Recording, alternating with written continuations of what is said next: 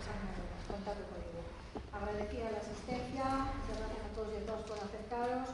Hoy tenemos la presentación del libro Milicianos y Vulgaris, los muertos de la guerra en Portugalete, y le dejamos la palabra al escritor, que es el que mejor lo va a explicar.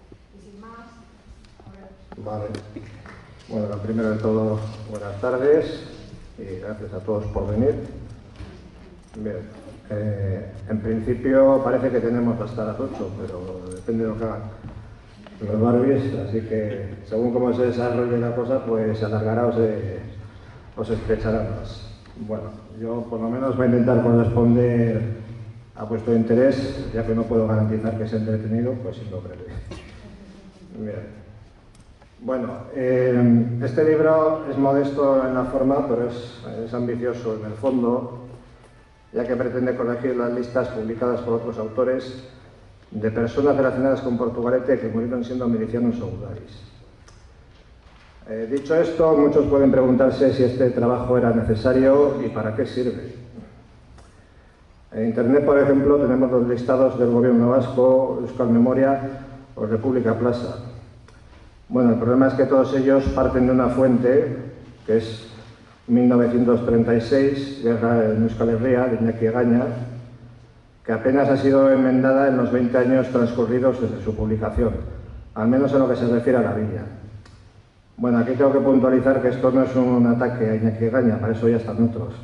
Esto es más bien una crítica hacia los que se dedican a copiar o a repetir como loros lo que escriben otros, sin tener en cuenta o importarles pues que este tipo de datos pues hay que, pasado sobre todo en determinado tiempo, pues hay que revisarlos, que es lo que he pretendido hacer yo, ¿no? Bien. Entonces, bien. El problema que hay es que, como digo, no solo eso, sino que los errores que proceden de las fuentes o de sus transcriptores se repiten y afianzan gracias a la enorme difusión de la red, o sea, de Internet. Un caso particularmente escandaloso e hilarante es el de Joaquín Maurín Juliá, conocido revolucionario aragonés, que en algún momento se identificó como Máximo Uriarte Ortega Portugalete. O sea, 4 palabras con las iniciales de su partido, al revés, POUM, ¿no? O sea, Portugalete, P de Portugalete, O de Ortega, U de Uriarte y M de Máximo. Bien, esta anécdota la reveló hace años el blog del Mareómetro. No recuerdo exactamente la fecha, pero bueno. Sin embargo, ambos nombres se recogen en el mapa de víctimas y sujetos públicos de memoria histórica de Portugalete, que Baqueola elaboró por encargo del Ayuntamiento, y que este aprobó en 2017, oficializando así tal ocurrencia. Bueno, aquí igual conviene explicar que Baqueola es el organismo que ha estado organizando, vamos a decir con el beneplácito o directamente contratado por el Ayuntamiento, el tema de las políticas públicas de memoria histórica y el documento marco que ha salido de las reuniones que estuvimos manteniendo con ellos durante un año. Bueno, aquí el que está hablando y otros más, ¿no? Bien. Entonces, por otro lado, Oroitus, como todas las asociaciones memorialistas, tiene por lema verdad, justicia y reparación. Máxima con la que difícilmente podremos cumplir si no empezamos sabiendo con cierto rigor quiénes son los destinatarios de ella en nuestro pueblo. Y esta es la principal utilidad del libro. Bueno, la investigación se ha financiado sobradamente con los 1.500 euros obtenidos a través del programa Impulsa Portu, organizado por la candidatura Portugalujo Despierta, que distribuye así el remanente de las subvenciones municipales que percibe en función de su representatividad política, entre diversos proyectos sociales de la villa. El nuestro fue uno de los 3 finalistas posibles, cuya clasificación fue decidida en votación, no muy concurrida, todo hay que decirlo, pero popular, ¿no? De este modo, Oroitus se hizo con el segundo premio, y sin este apoyo económico es seguro que el trabajo se hubiera hecho, pero no que se hubiese publicado. Y con ello digo bastante sobre la importancia y ejemplaridad de esta iniciativa. Aquí también quiero subrayar que si en la contraportada del libro aparece el logo de Impulsa Portu, no es porque seamos de Podemos, que no lo somos, aunque tenemos gente en el grupo, sino porque es una mera cuestión de agradecimiento, de la misma forma que en otros eventos aparece el escudo del ayuntamiento y no por eso tenemos que estar con él de acuerdo en todo. El precedente del trabajo es mi colaboración en las listas que publicó Tasio en su libro República y Guerra en Portugalete, de 2012. De modo que no solo trato de corregir errores ajenos, sino también propios. Entonces, se recogen los milicianos y gudaris naturales y vecinos de la villa, pero también los que están enterrados en ella y los que tienen su defunción inscrita en los registros civil y parroquial de Portugalete. La amplitud y complejidad de la investigación ha aconsejado que deje para otra publicación a los que murieron estando presos y a las víctimas civiles de los bombardeos, entre otros difuntos. Bueno, este es el trabajo que estoy haciendo ahora. Yo un poco ingenuamente pensaba que iba a ser más sencillo que el de los milicianos y gudaris y ya estoy viendo que no. Así que, por lo menos, creo que he acertado en lo de separar las dos investigaciones. De la otra forma, es muy posible que no hubiéramos conseguido terminar esto a su debido tiempo. Nosotros tenemos un plazo que cumplir a cambio de la subvención y esto, por lo menos, pues lo hemos cumplido. Bien, el marco cronológico llega hasta el 24 de agosto de 1937, cuando terminó la guerra en Euskal Herria. También por la escasez de datos sobre los soldados republicanos que fallecieron entre este día y el fin de la contienda en el resto del Estado. Por ejemplo, como os he dicho en la segunda parte que estoy haciendo de este trabajo, pues solamente he encontrado un miliciano que muriera entre 1937 y el final de la Guerra Civil. O sea que con eso os podéis hacer una idea de lo difícil que está el tema. Y bueno, no quería limitarme a describir una serie de nombres, lugares y fechas, porque eso sería básicamente repetir lo que he criticado de las listas, no solo de Gaña, sino de otros. Pero tampoco podía adentrarme en una colección de microbiografías que hubieran alargado y complicado todavía más la investigación. Es decir, en este libro he puesto los datos que a mí me parecen mínimos para tener perfectamente identificados a las personas que salen allí. Si me llego a meter en otro tipo de jardines, como puede ser si estaban casados o si tenían hijos o si eran hijos de fulano o de mengano, pues se hubiera multiplicado el trabajo y ya de por sí es bastante difícil muchas veces precisar a quién te estás refiriendo. Entonces, de todas formas, este tipo de datos pueden acceder a ellos los interesados, por lo menos en los casos en los que está registrada la defunción de los soldados. Y si no, acudiendo pues a su partida bautismal, para asegurarse. O sea, no se trataba de contarlo todo, se trataba pues de dar una serie de datos mínimamente documentados para que todo el mundo sepa pues a quién nos estamos refiriendo. Bueno, entonces, de todas formas, en algunos casos, como digo, he tenido que tocar la genealogía para despejar dudas. ¿A qué me refiero con esto?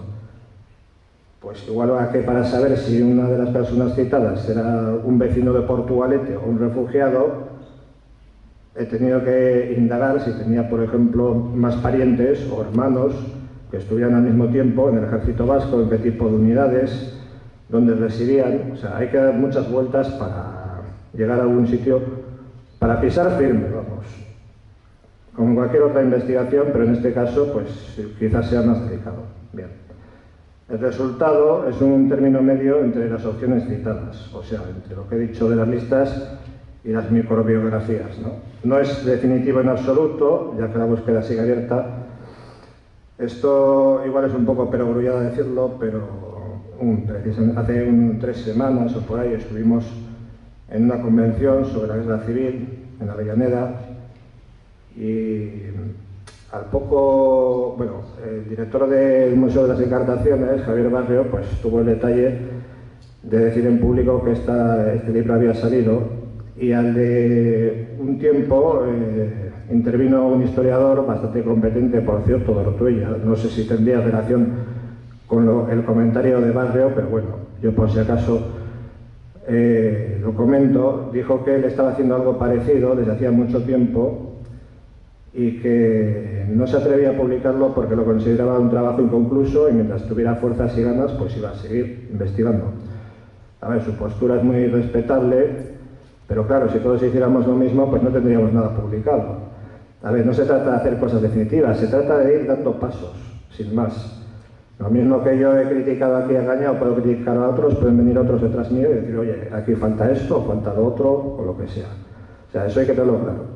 A mí también me gustaría que fuera definitivo, pero de eso me parece que no hay nada, por lo menos de momento. Bueno, entonces, en resumidas cuentas, son 125 nombres, entre los cuales solo hay 10 gudaris entendidos como soldados del Partido Nacionalista Vasco. Este es el verdadero sentido histórico de la palabra, ¿no? Quizás hoy en día pues llamamos gudaris en general a todos los combatientes que eran abertzales o nacionalistas vascos, pero el verdadero sentido es este. Entonces, un motivo de esta desproporción puede ser lo que historiadores de la Universidad del País Vasco dicen en Senderos de la Memoria, ¿no? Que es el estudio que encargó el Parlamento Vasco a este grupo de historiadores, que por cierto no son nada sospechosos de izquierdismo, digamos, ¿no? Un tercio de los combatientes portugalujos pertenecían al Partido Comunista. No sé si habrá pasado ya, y si no, pues ya lo veréis, un gráfico que ha hecho Aitor Cabezas con los datos que le pasé yo sobre la relación que había entre los milicianos y los gudaris y las organizaciones a las que pertenecían. Ahí se ve claro pues esa proporción, ¿no? Están organizados por grupos políticos. Bien, también tengo que decir que la mayoría de los milicianos eran socialistas, aunque también los hay anarquistas, por supuesto, y de Acción Nacionalista Vasca. Y con esto ya he mencionado, grosso modo, pues a la mayoría de ellos, ¿no? También hay de Izquierda Republicana, Unión Republicana, bueno, eran formaciones minoritarias, pero también tenían sus propios batallones. También, igual conviene aquí decir que entre los batallones socialistas, el que, por lo menos que yo sepa, que tenía más portugalujos era el Batallón Madrid. Yo he contado más de 100, no todos a la vez, por supuesto, pero bueno. Los problemas para identificar a los combatientes, como digo, pues empiezan por sus nombres, ¿no? Ya que pueden variar según las fuentes.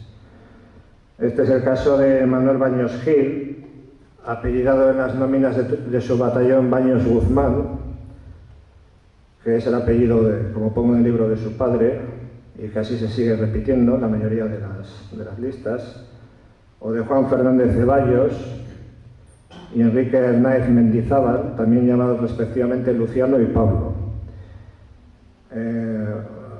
Esta mañana hemos estado en el Centro San Roque hablando con algunas de las personas que están allí sobre sus recuerdos de la guerra y ha salido a reducir el tema de los nombres. Aquí tengo que decir que, a ver, que la polémica no solamente viene por el tema de los nombres euskaldunes prohibidos, sino porque había gente, bastante más de la que pensamos, que era bautizada con un nombre y era inscrita en el registro civil con otro. Con lo cual, pues se complica también el tema de las identidades.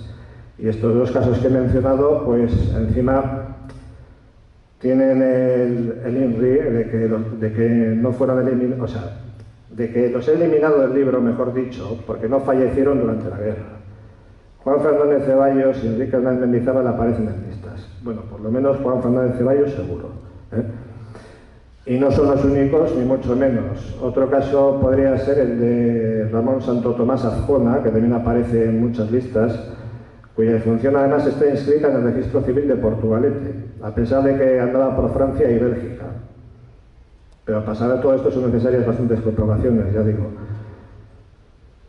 Quiero decir también que el registro civil es una fuente muy importante de datos, pero como digo yo, el registro civil muchas veces lo que tiene es la verdad oficial, no la verdad histórica. Entonces, como he dicho, en este caso y en otros, pues Ramón Santo Tomás Azcona, su estado civil desde el año 37 es el de muerto, y si uno acude, por ejemplo, a los padrones del Archivo Municipal de Guecho, pues se encontrará con la sorpresa de que en el año 40 y en el 45 estaba en Francia y en Bélgica.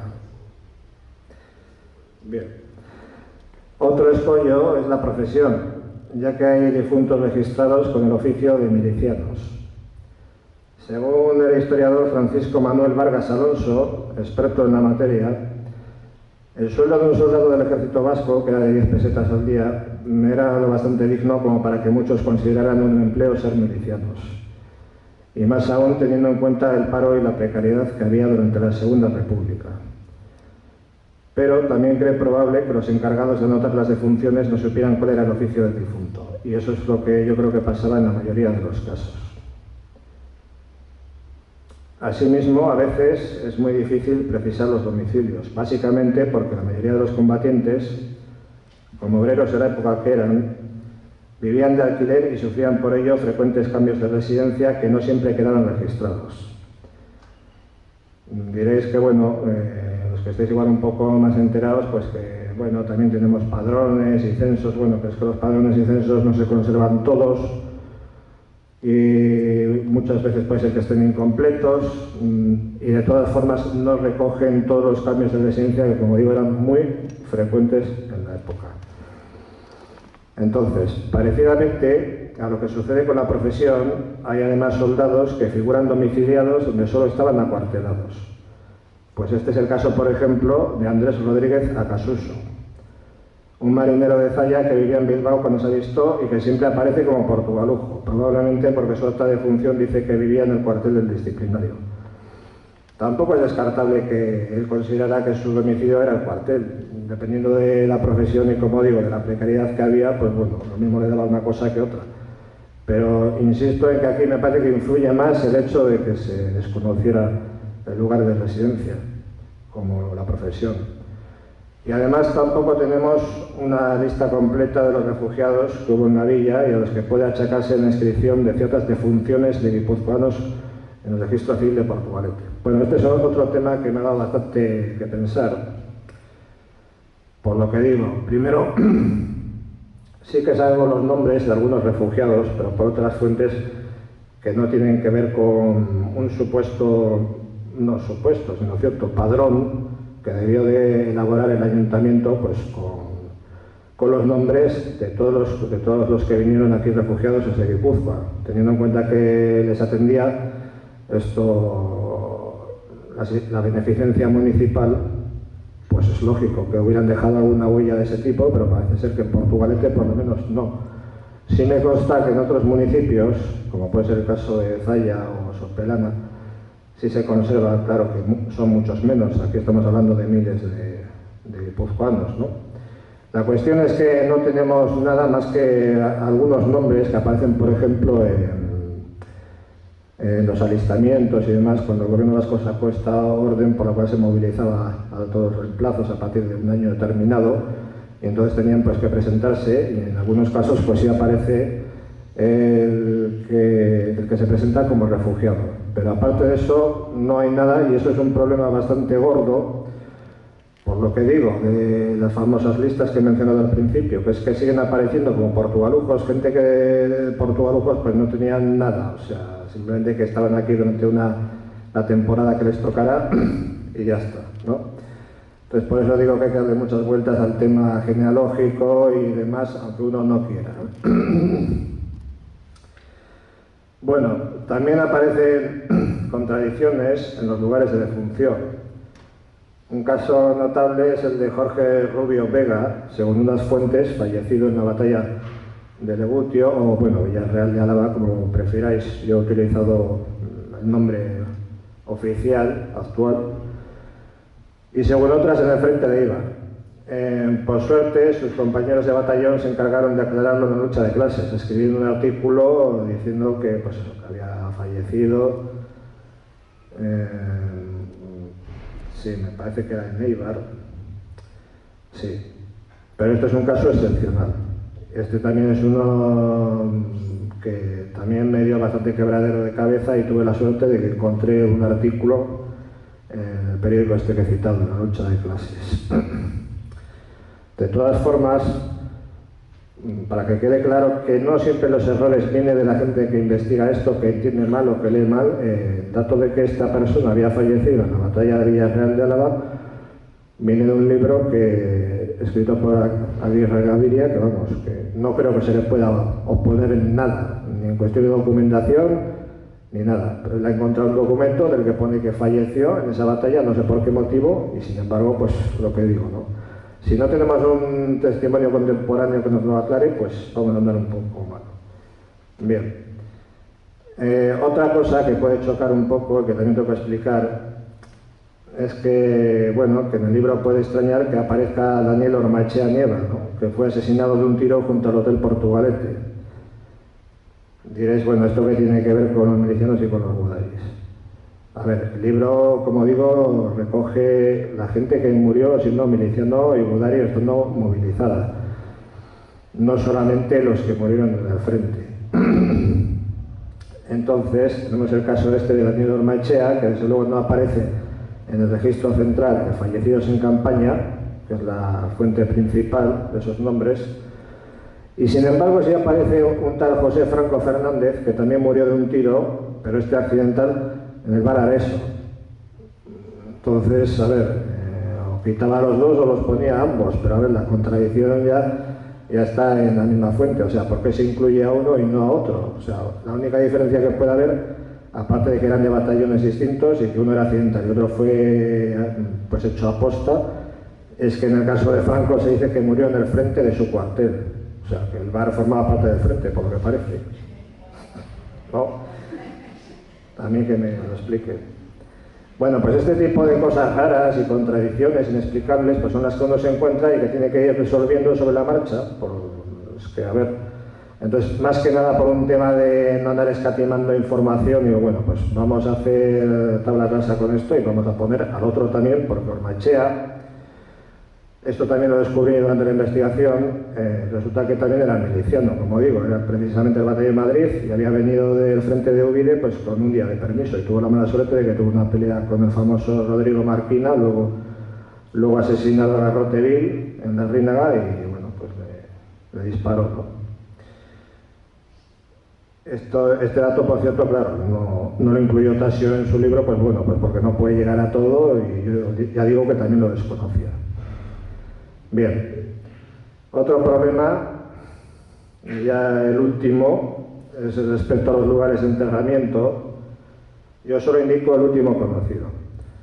Sabemos que hubo traslados, pues por ejemplo el de Alberto Usategui Marco, que desde Derio hasta Portugalete, o el de otro combatiente bastante ignoto, que también le tuve que dar muchas vueltas, que era Joaquín Luzarreta Roicolea. Este fue trasladado desde Lejabarri a Derio. Bueno, aquí hay que puntualizar que Lejabarri, por si no sabéis, que imagino que sí, es una zona de Bilbao que está más o menos entre Basurto y Recalde, y en tiempos pues hubo allí un cementerio que, según me dicen, podía ser el municipal de Abando, seguramente. Bien, allí se hicieron inhumaciones hasta no recuerdo qué año exactamente. La cuestión es que me parece que sobre el 49 se levantaron todos los restos que había allí y se llevaron a Derio. Aclaro también que los que se enterraron en su día en Derio, según mis noticias, bueno, ya al de 10 años o así, debieron de ser levantados, llevados a un osario general y luego, pues bueno, todo esto, ¿no? Ya desaparecen sus restos. Bueno, y no estamos seguros, por ejemplo, en cuanto a otro combatiente, este es de los refugiados, que pasa por Portugalujo a veces, un tal Manuel Usandizaga Acín, cuya esquela del Liberal dice que le transportaron a Castro Ordiales. Bueno, allí no pueden corroborarlo porque no conservan el libro de inhumaciones correspondiente y aquí no consta el traslado.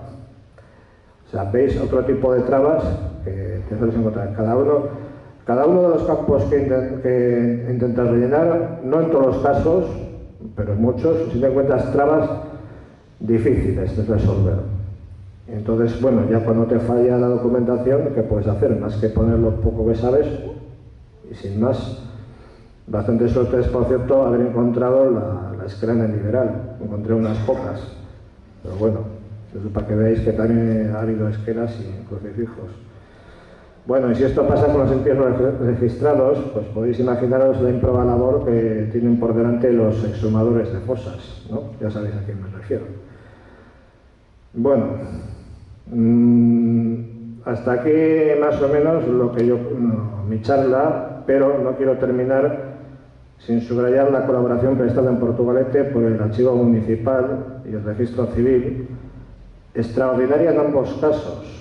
Sin ellos este trabajo sería sin duda mucho más defectuoso, y esto lo quiero subrayar, porque uno no se encuentra siempre el mismo tipo de colaboración en todas partes. Por mucho que haya una ley de memoria histórica y demás, no todo el mundo se lo toma de la misma forma. Y aquí en este pueblo tengo que decir que tenemos mucha suerte de contar con la gente que contamos en estos dos sitios. Bien, también reconozco que el trabajo sería mejor si hubiera tenido medios y tiempo para acceder a otros datos, como pueden ser los que existen sobre el ejército español en general y el republicano en particular, pues en Ávila, Ferrol, Guadalajara o Madrid. Me estoy refiriendo pues eso, a los archivos generales militares de Ávila, de Guadalajara, el intermedio noroeste de Ferrol y al general histórico de Madrid. Bueno, esto lo digo un poco también porque siempre te quedas como investigador con la duda. Puede ser que tampoco haya gran cosa por allí, pero bueno, no hubiera estado de más. Desde luego me hubiera ahorrado muchas horas de cavilaciones, aunque estos montos nos merecen especialmente porque son los nuestros.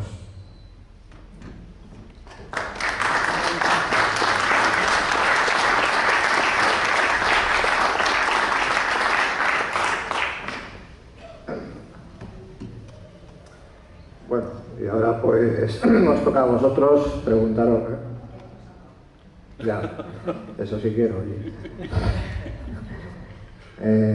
Os toca a vosotros preguntar, criticar o lo que os parezca.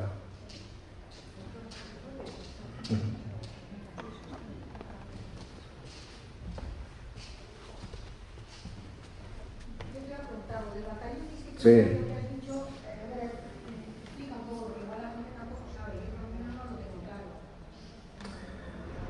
Pues hombre, del batallón disciplinario puedo contar lo que sé por haber leído el libro que publicaron en su día Guillermo Tabernilla y Julen Nezami.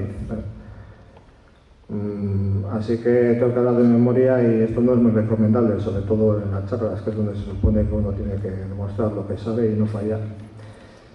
El batallón disciplinario en principio debía de ser una unidad que recogía en gran parte, vamos a decir, la gente que no estaba muy predispuesta a ir a la guerra, ni seguramente a hacer el servicio militar, aunque había de todo, está un poco mezclado el tema.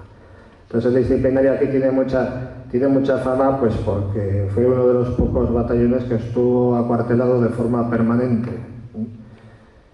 Primero en el convento, aquí mismo, precisamente, donde estamos nosotros, en el convento de Santa Clara, y luego más adelante en un palacio que había en lo que es ahora la avenida Varo, donde está el supermercado de Coreca, que era Villa San Antonio. Un palacio que había pertenecido también a una familia de militares, en concreto de un carabinero, un comandante de carabineros, si mal no recuerdo. Y bueno, pues ese es un poco el batallón, un poco portugalujo por excelencia, más que nada por el tema ese. Ahí en el libro se mencionan varios casos de los que, como he comentado antes, pues son problemáticos porque aparecen como portugalujos y resulta pues que no son tales, son refugiados. Ese libro, por cierto, que está en la biblioteca, no es muy recomendable porque es bastante detallado y bien documentado, y a mí sí me ha servido de mucha ayuda para aclararme con el tema ese. Y bueno, pues no sé qué más puedo añadir. Ahí había gente, pues como digo, para entendernos y hablando claro, lo mismo podía haber, digamos, soldados regulares que gente del lumpen, que sería forzada pues a estar allí. El caso este que he mencionado del Rodríguez Acasuso, pues sospecho que puede ser uno de ellos. Había también bastante gente de Portugalete. Pero de todas formas, pienso que fueron, por lo menos la impresión que me dio a mí leyendo el libro, que eran un poco precisamente por eso carne de cañón. Y en momentos peliagudos, pues fueron al frente, a que les diera caña. Tema de los batallones disciplinarios. Todo lo que sea disciplinario en el ejército, malo. ¿Podría haber algo como los insumisos posteriores, así o no? Bueno, pues sí, podría haber gente que seguramente... No, a ver, bueno, eso ya es otro tema, porque, a ver, si te estás refiriendo a la gente que se negaba a hacer el servicio militar, eso no lo sé, no sé si existirá alguna investigación específica sobre eso, porque hoy en día en Internet puedes encontrar de todo. Pero sí sería interesante que la hubiera, porque simplemente mirando las actas y los documentos municipales uno se da cuenta de que el fenómeno, entre comillas, de los prófugos estaba muy extendido en todas las épocas, no solamente en la edad civil. Eso, mira, aquí está Roberto, el archivero, que seguramente puede decir algo con más autoridad sobre eso. Pero yo mismo me quedo sorprendido de la cantidad de gente que no se presentaba, que salía por patas hablando así y tal, y ya está, y aquí me las den todas y fuera. En lo que respecta a la época esta que estamos hablando, o mejor dicho, a partir del año 37, lo que suele pasar es que el ayuntamiento da por prófugos a gente que está muerta. En algunos casos incluso, aunque sean pocos o los menos, pues están inscritos en el registro civil. ¿Cómo es que no sabían eso si precisamente uno de los primeros pasos que daban a la hora de hacer el alistamiento era recurrir al registro civil para saber cuántos mozos había en el pueblo que habían nacido en el año que les correspondía hacer la mil? Pues esas cosas pasan. O sea, la idea esta de que parece que la administración no tiene que tener todo controlado, eso es como anacrónico y es irreal totalmente. O sea, por eso digo lo de la verdad oficial y la verdad histórica. O sea, la verdad oficial puede ser la que uno necesita que figure en un documento para justificar cualquier trámite administrativo, pero la verdad histórica es la que tienen que andar cosiendo los historiadores y los investigadores, no solo porque falten documentos, sino por lo que podemos decir, por negligencia o por descuido o por motivo que fuera, de que en aquel momento pues tuviera que dejar constancia de determinadas cosas. Claro. Igual sobre el batallón disciplinario, sí decir que tuvo dos épocas. En principio, los primeros mandos que hay del batallón disciplinario proceden del mundo anarquista, sobre todo guipuzcoanos. Cuando se establece el ejército de Euskadi, a partir de abril, pues los mandos son cambiados más bien por Udari, y hay una serie de luchas internas. Esas luchas se ven cuando días antes de caer, pues, o igual hace 81 años, pues de alguna manera se abren las puertas para que algunos de los que estaban en el batallón disciplinario podrían escaparse para que no hubiera sido penado por los que estaban presos. Es decir, se cuenta que hay lugares que estaban dentro del batallón disciplinario, porque el batallón era muy amplio, estaban desde los que eran prisioneros hasta los que dentro de sus propios batallones tenían alguna incidencia, ¿no? Bueno, de alguna manera había algunos que podrían tener, digamos, la pena de muerte ya ahí asombrada. Entonces, alguien abrió las puertas, se dice o se deja recogido, sí, que facilitó de alguna manera que no hubiera pasado cosas que en otros sitios sí lograron pasar. Bueno, sí, ahora que lo has mencionado, sí, recuerdo que en el libro este se habla de eso, y también lo que comentas, las diferencias políticas que había entre los mandos, pero bueno, yo creo que eso parece ser que fue una cosa que se fue agudizando a medida que avanzaba la guerra y se veía pues que el norte estaba perdido. Entonces es cuando salieron a relucir las diferencias políticas que ya existían de antes. Sí, no sé, es así. Y luego sobre el tema de la gente que se la suelta y demás, pues bueno, eso también es una cuestión de ideas. O sea, desde el punto de vista actual puede parecer igual muy conveniente o muy humanitario, pero claro, aquí estamos en el 2018 sentados y allí estaban en el 37 en la guerra. O sea, todo el mundo tenía el mismo punto de vista y yo creo que incluso no me parece muy correcto eso. No. Hay que ponerse en la época. Siempre hay que ponerse en la época. Estamos acostumbrados a mirar las cosas desde nuestro punto de vista actual, pero hay que ponerse en ese momento. Como ha dicho muy bien José anteriormente, tenéis que tener en cuenta, por ejemplo, en la guerra hispano-yanqui, ¿no? Pues lógicamente es que no era, el servicio militar no era como el que muchos de nosotros hemos, por desgracia, conocido, ¿no? sino que era un servicio militar diferente. De hecho, pues, como sabéis, los que tenían posibles no iban al servicio militar, no iban a Cuba, no iban a Filipinas a morir. ¿Por qué? Porque pagaban la redención de quintas. Cuando se hacían las quintas, pues había muchos errores y defectos. No penséis que ahora tampoco no los hay. Ahora, aunque tengamos ordenadores, también se cometen errores. Creemos esa idea también de que ahora también, no, es que la administración controla todo. No, la administración, lo que tenga ordenadores actualmente, tampoco controla todo. Siempre puede haber errores. Y en aquellas épocas, como ha dicho muy bien José, mucho más. Máxime cuando la situación del servicio militar, la situación de las clases obreras en aquellos periodos históricos eran las que eran, lógicamente muchos, bueno, ha mencionado José muy bien dicho, que muchos decían, oye, el sueldo del miliciano es, ¿verdad?, tanto. Nos viene bien, o sea, realmente ser miliciano o estar en un determinado sitio pues porque llevamos el pan a casa. Pero otros, por ejemplo, igual, pues se hacían la vista gorda y preferían escapar o marcharse y no ir al frente. Eso siempre ocurrió en todos los periodos históricos. Y por mucho que hubiesen sido momentos de guerra, momentos graves, en los cuales, pues lógicamente, se tendría que incrementar el control para realizar las quintas, para que la gente pues marchase al frente, bien por convicción o de una manera un tanto forzada o un tanto obligada, pues lógicamente había mucha gente que desaparecía o se extraviaba o X. Y entonces ese tipo de cosas son las que también inciden lógicamente, como sabe bien José, de lo que todo el rato nos está contando, a la hora de ver cómo cambian los nombres, cómo cambian las residencias, etcétera, etcétera. Está muy bien contado, por ejemplo, lo que has dicho, es muy interesante. A ese respecto, comparar la etapa actual o la etapa de los años 60 o 30 o 40, en aquellos años la gente vivía como podía, a salto de mata. Entonces, la mayor parte de la gente tenía la categoría de jornaleros. Jornalero es una denominación de carácter muy genérico. Quiere decir un individuo que en un momento dado podía trabajar en una fábrica realizando X labores o en un momento dado estaba recogiendo manzana o recogiendo, yo qué sé, o haciendo otro tipo de trabajos, lo que fuese.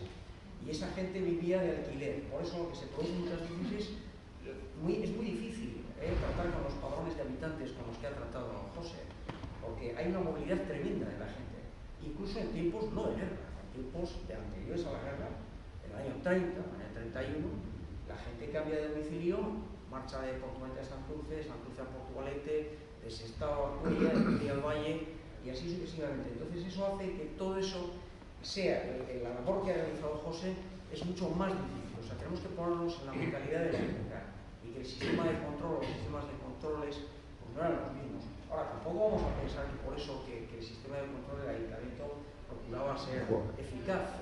Y bueno, no vamos a decir ya luego, no vamos a hablar de otros sistemas de controles después del año 37. No, desde luego el tema de las quintas sí lo tenían. Sí lo llevaban muy, muy al dedillo y no se escapaba nadie, o casi nadie. Eso, a ver, yo quería preguntar, bueno, empiezo diciendo, advierto que estoy un poco de cero con el tema. Pero bueno, yo oí que había habido 16 personas civiles que habían muerto durante el bombardeo de Portugalete. ¿Hay algún documento, hay algún libro, al igual que en este? Pues está muy bien que vengan los militares, milicianos, soldados y demás de los cuerpos que han fallecido, pero de esos, ¿hay alguno de esos que murieron, o sea, de los 16 que murieron en Portugalete, también hay documento o un libro contando pues igual que esto? a ver. Porque tienen el mismo derecho. Vamos a ver. Sí, no, pero espérate, hombre. A ver, que ya te he dicho que eso va en la segunda parte, o sea, igual es que no lo he dejado claro. Bueno, que no lo he dejado claro, bueno, es igual. Que no, que, a ver. Segunda parte me refiero, pues eso, a ver, normalmente las listas lo que recogen básicamente son, pues eso, lo que digo, los milicianos y los gudaris muertos en el frente, y luego, por otro lado, pues los que, vamos a decir, fueron ejecutados, o murieron estando presos, o murieron víctimas de los bombardeos. Yo lo que he hecho ha sido separarlo porque con todo no podía. Entonces, he dejado para otro momento, que es por lo que estoy ahora, el tema de lo que tú comentas. Los que murieron en los bombardeos, los que murieron ejecutados porque había una sentencia de muerte, los que murieron estando presos en las cárceles por causas naturales, entre comillas, provocadas por las condiciones de vida, claro, que tienen que soportar. La gente pues que... A ver, ¿qué más casos? Gente que fue paseada y todo eso. Eso va para otra investigación, ¿no? Que son menos nombres, ya lo adelanto, pero bueno, eso tiene la ventaja de que me permite escribir más cosas y no dejarlo quizás todo tan esquelético o esquemático como queda eso. Bueno, volviendo a lo que preguntabas. A ver, listas de gente que murió en los bombardeos civiles y demás, pues como te digo, pues están las de Gaña, o si prefieres las que puso Tasio en el libro suyo primero, República y la Guerra en 2012. Pero ¿cuál es el problema? Que de esto ya me di yo cuenta en su día, pues cuando hicimos la lista esa que ha vuelto a aparecer en exposiciones de Reuters con los bombardeos y tal. Pues que Tasio estuvo en su día en el registro civil y efectivamente, digo el de Portugalete, y efectivamente allí aparece gente que ha muerto en un bombardeo. Pero resulta que algunos de ellos luego descubrí pues que no eran civiles. O sea, ellos están definidos como jornaleros, como dice Roberto, ¿no? Que sería más o menos obrero para entendernos hoy en día.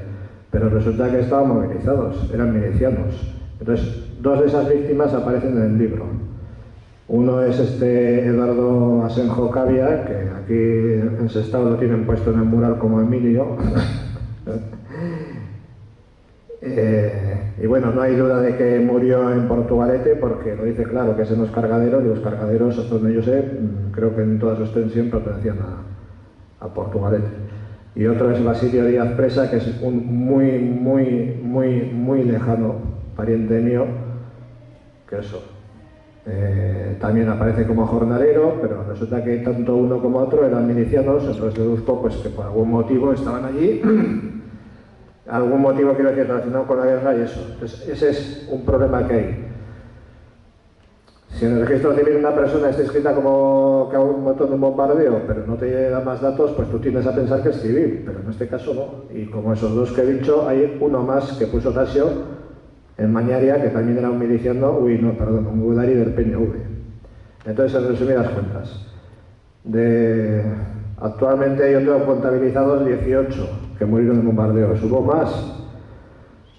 Pues no lo sé. A ver, lo que sí puedo adelantar es que hay alguno que no está registrado en ningún sitio. Y cuando digo ningún sitio, es que no está ni en el registro civil ni en el cementerio. Me estoy refiriendo, ya que habéis hablado del disciplinario, un prisionero de guerra fascista, que tuvo la mala suerte pues, de que estaba arrestado en el cuartel cuando fue bombardeado.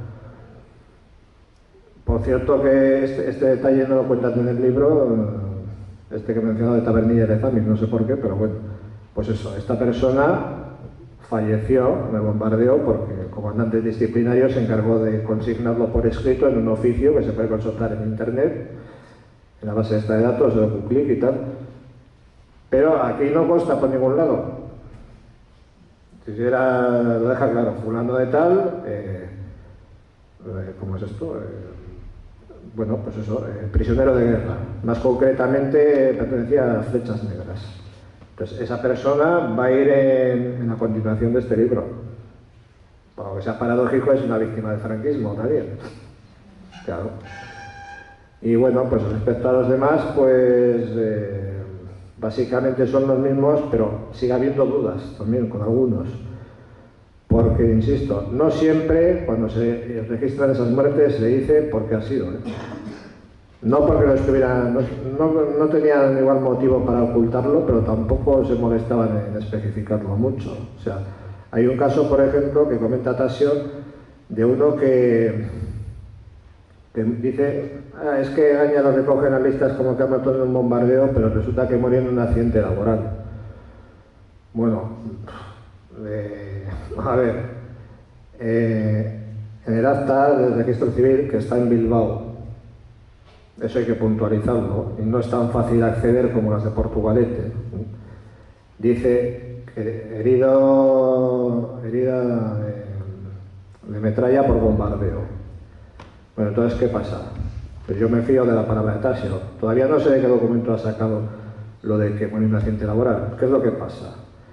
Bueno, pues que él no conoce ese acta, yo la he visto y luego he encontrado otro documento en el archivo de Portugalete que da a entender como que efectivamente esa persona estaba trabajando en refugios, como dice Tasio.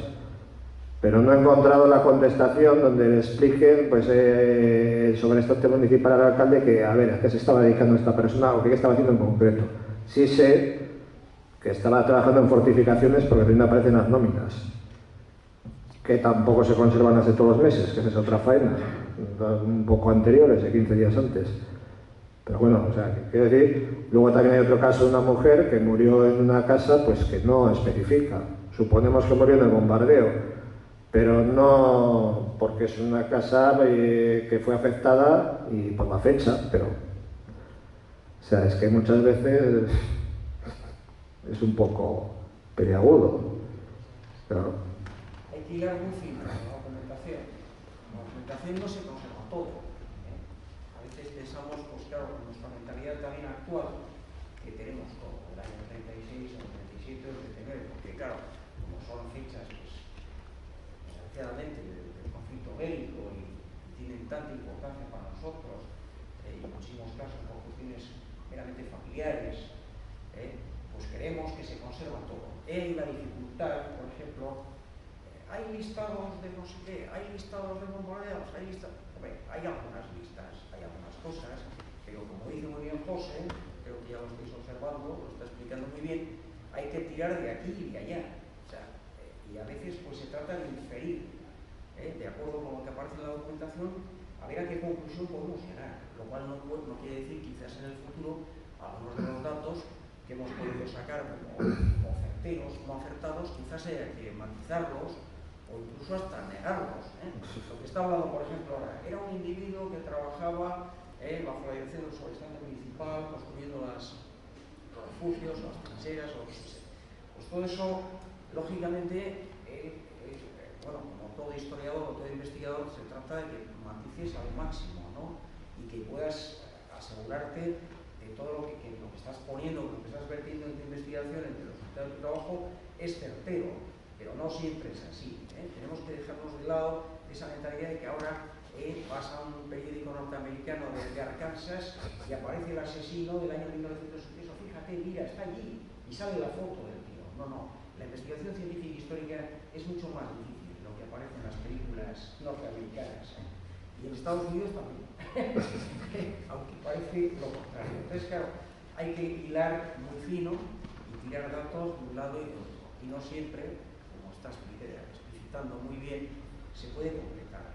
Luego, por otra parte, también lo estás diciendo, pues es que has sacado esta primera parte, pero yo sé perfectamente que estás en la otra y estás muy metido en ella ya. Así que si Dios quiere editar más adelante, sin suerte, pues se sacará otra publicación más adelante en la que vendrá todo esto, ¿no? Los bombardeos, sobre todo esta gente que murió de otra manera o por Hay gente, pues hay algún portugalujo, bueno, esto ya lo recogió Tasio también, hay alguno que murió, pues tuvo la mala suerte de que le cayera la bomba estando refugiados, también pues en Barcelona o en Cantabria. Sí, a ver, es que además lo que he tenido que hacer ha sido pues un poco volver sobre los pasos de Tasio, porque como él no puso, por razones que me parecen justificadas, ojo, no puso en su día las fuentes y demás, pues ha habido que volver sobre documentación que no es fácil localizarla. Claro. Y entonces, pues, lo que estábamos comentando sobre lo de los bombardeos que decía Jason, esto, esta persona, pues, lo que tenía que haber terminado de decir, a ver, según Tasio, murió en un accidente laboral construyendo refugios. Pero yo no he encontrado el documento donde aparece eso. Lo que sí he encontrado es un papel donde pone el alcalde le pide al sobrestante municipal que le explique al consejero de previsión en qué trabajos estaba empleado este hombre cuando le ocurrió la desgracia que le ocurrió y no dice más. Y no encuentro la contestación. Pero yo deduzco entre eso y lo de que aparece en las nóminas de fortificaciones, pues que es posible que estando trabajando en la construcción de refugios le cayera una bomba. Pero no lo puedo asegurar. Claro. Eso me parece lo más probable. O sea, aquí siempre estamos usando el tema de las probabilidades y las seguridades y los pareceres y el puede ser y el quizás, porque no te queda más remedio. Incluso yo creo que tuviéramos abiertos todos los archivos del mundo mundial a nuestra disposición, muchas cosas no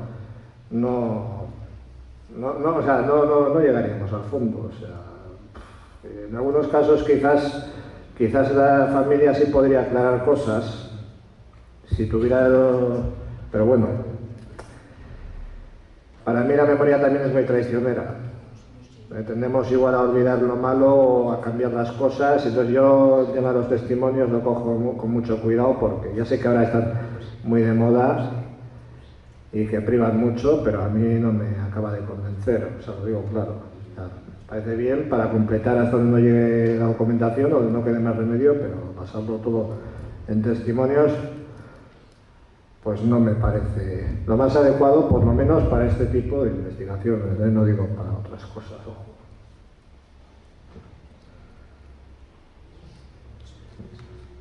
A ver. José, pero a veces hasta en lo escrito, tú ves más que yo veo poco, yo sé que tú ves más. Sí, a ver, menos. Pero una de las hojitas que habéis puesto ahí, yo creo que entender que era el año 1937 y sin embargo la esquela aparecía en 1917. Tú en el contexto que nos has dado la charla, pues todos hemos entendido que ese error es de 1937. Pero sin embargo, si lo hubiéramos simplemente visto esa hoja fuera de este contexto, hubiéramos dado a entender que hubiera muerto en 1917. ¿Cuál dices? Es una esquela que ha sacado yo. A ver, ponla. Sí. No.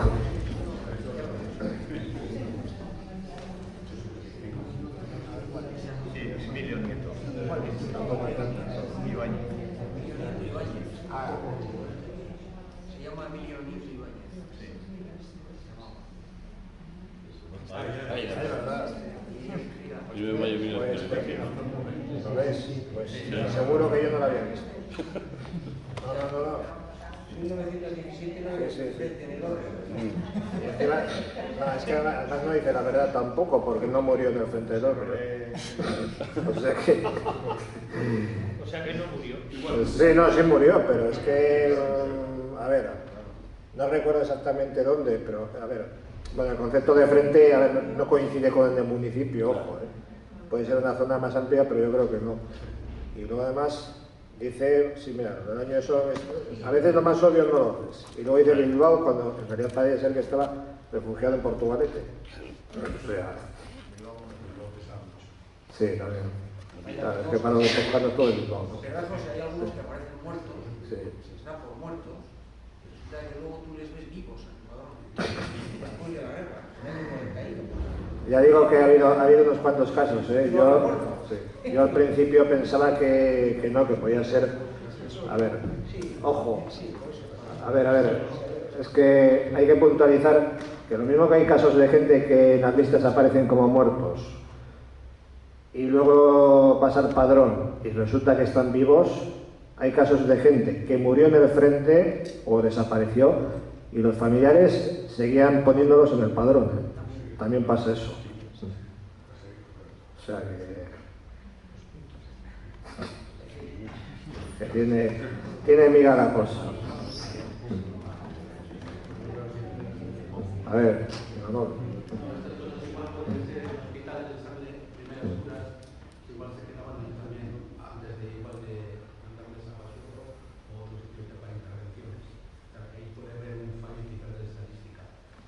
No obstante, sí me gustaría resaltar que de los 125 de las listas que se publicó ahí, eso venía a representar un poco más del 1% de los registros que había en concreto. Un momento, espera, que esto, mira, ahora que lo has dicho, esto también lo tengo que puntualizar, es importante. Los 125 son los que yo digo que tienen alguna relación con Portugalete, pero los que realmente eran portugalujos son menos. Son unos, no me acuerdo si 85 o 90 por ahí. Sí. Y faltan.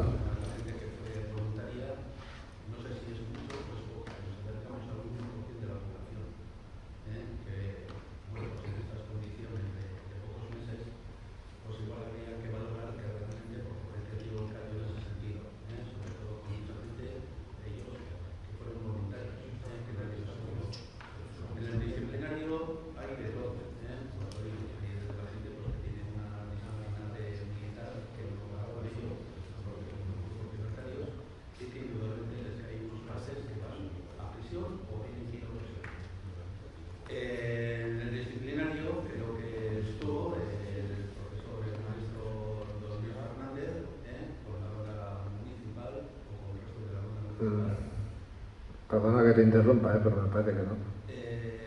Vale, está bien. Creo que Luis Fernández estaba ahí. Si está en otro batallón, pues bueno, pero entonces vamos, quisieron darle una cierta cohesión a ese batallón, una cohesión para que esa gente no se lanzaría por ahí a la calle o terminaría. Quien sí estuvo, un momento, ahora te consigo.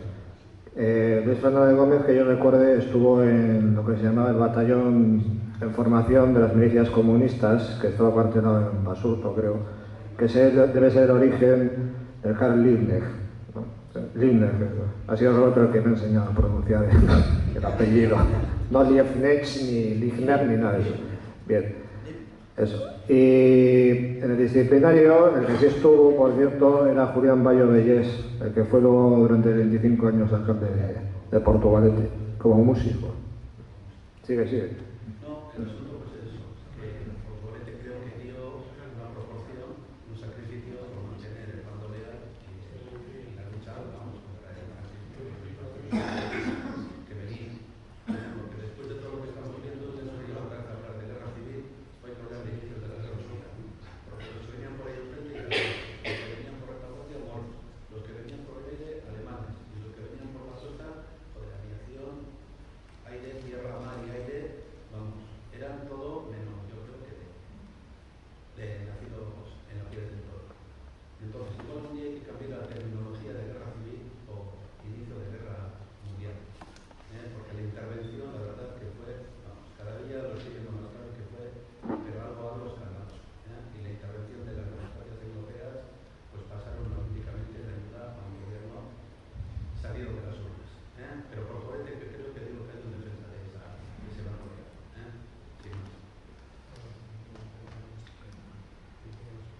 Bueno, no sé, es que en cuestión de proporciones y demás, yo no puedo opinar porque tampoco es lo mío, pero no lo sé, Digo, estoy hablando un poco a bote pronto, yo eso no lo tengo comprobado, ya digo, pero quizás igual proporcionalmente, quizás dieron más el caño en Sestao, Precisamente aquí el amigo Juanjo me acaba de decir que ahí tienen contabilizados 2.000 combatientes, que no es moco de pavo, mientras aquí en Portugalete igual andaríamos sobre los 1.000, o poco menos.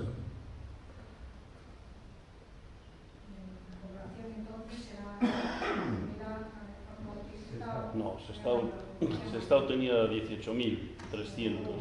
Tenía más. Sí. Y luego teníamos 1.500 refugiados. Claro. No. Bastante de lo que tenemos. Las condiciones del frente eran, aquí frente, Portugalete, no se puede hablar de frente. En cambio, Sestao es en una situación un poco diferente. Sestao tiene otra particularidad distinta a Portugalete. Una cosa es que seamos frontera y otra cosa es el tipo de población que tenía. Sí, mucho. Luego también coincide en fallecidos, pues estaremos sobre los 300 muertos, pero también coincide porque pues, muchos estaban alistados en los batallones que estuvieron combatiendo en Asturias, en Isaac Puente, claro, pues ahí hubo cantidad de fallecidos.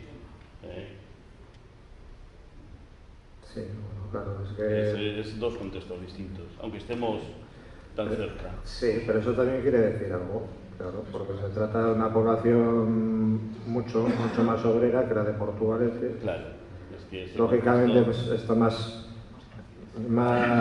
escorado, decir, a los partidos de sindicatos de izquierda, más que lógicamente son más propensos a dejarse el pellejo en otros frentes, solamente por ese motivo. O sea, para ellos la guerra continuaba en Cantabria y en Asturias. Sí, y de hecho continuar. Claro. Pero luego también hay otra diferencia. Tú el trabajo te he querido entender que es hasta agosto del 37. Sí. Y de ahí paras los 100 y algo muertos. Está hablando del frente a Asturias. Sí. No, pero yo te estoy hablando frente a Asturias. Pero yo te estoy hablando del frente a Asturias de octubre del 36 y de febrero del 37. Bueno. Te estoy hablando, cuando fueron los batallones de Isaac Puente, Saseta, fueron a la toma de Oviedo. O sea, no te estoy hablando solo de...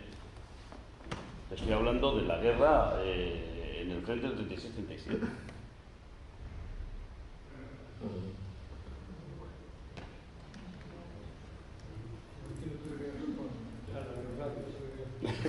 Nosotros estoy mirando porque estamos así.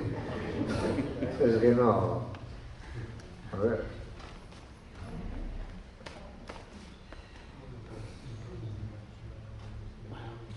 Bueno, pues si no hay más intervenciones, yo quiero volver a agradecer la asistencia, la atención y el diálogo que se ha producido y comentar que este acto está entroncado en lo que nosotros llamamos In Memoria del 13 de junio al 22, porque son los días más duros para Portugalete.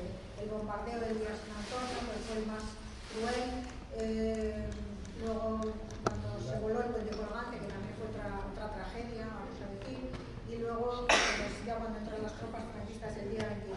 Y a este respecto quiero invitar también al acto que va a ser el próximo viernes, día 22, en homenaje de recuerdo a las personas que fallecieron en aquellos hechos y que todavía quedan algunos vivos. En fin, simplemente en honor a ellos y vamos, porque es el momento de explicitar estas cosas que en 81 años ya pues no se han hablado, no se han comentado, se han guardado en lo más profundo de las conciencias y es un momento de explayar.